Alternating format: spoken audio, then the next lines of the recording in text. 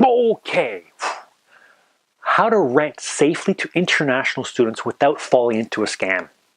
Hi, my name's Rene Masse with Altaray Property Investments, and I'll tell you how about I go through choosing the right international student. I get this all the time. Midway, a student tenant wants to move out. Could be a sick parent, or they're just done with school and they quit. Happens occasionally. This is the way I go about it.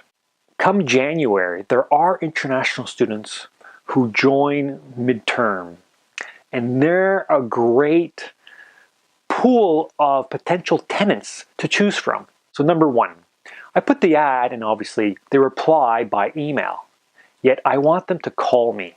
Once they call, I get a sense of who they are, because most scams are done through email. If they're not willing to call, it's a scam. Don't even waste your time with them. Once you get them on the phone, you're friendly with them. You find out exactly what they're looking for, what they want. Relate to them. Most people won't do this. They fit the criteria of the household with the existing tenants. If they're all mature students or if they're master students, it's hard to find somebody who's probably 18, 19 to fit within that. You want to make sure that they fit within that house. Once they decide, and they may not decide right away because you know, as much as I do, real buyers have resistance. So the second call, they may decide, yes, I really want the place. And you say, great, you want the place? Well, you defer the authority. You're not the only one deciding if they can choose this place. So you provide them an application sheet.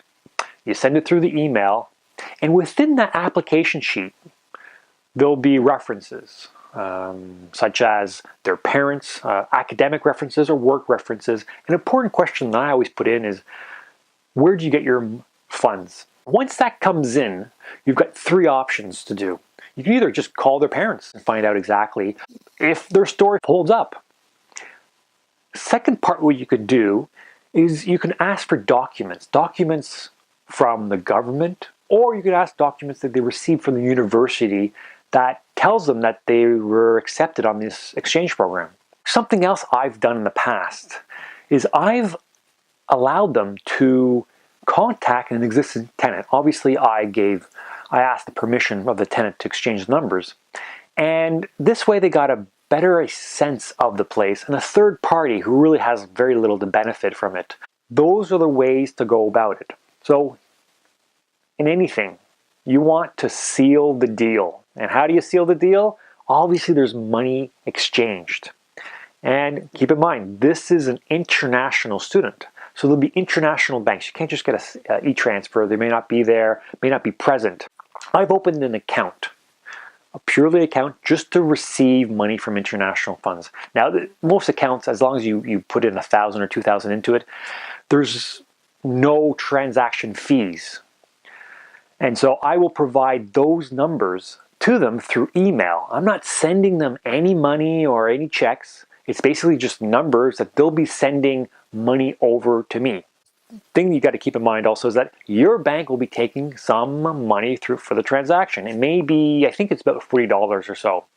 Well, I tell them when they arrive, there's a bit of a difference, and I warn them about this difference, and they have to pay the difference of it. So if they have to pay first and last, then there may be $80 missing, or actually $40 missing out of it.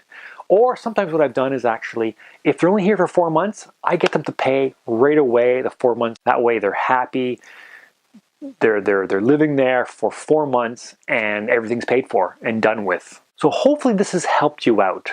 The way I've chosen international students to properly choose them without falling into a scam.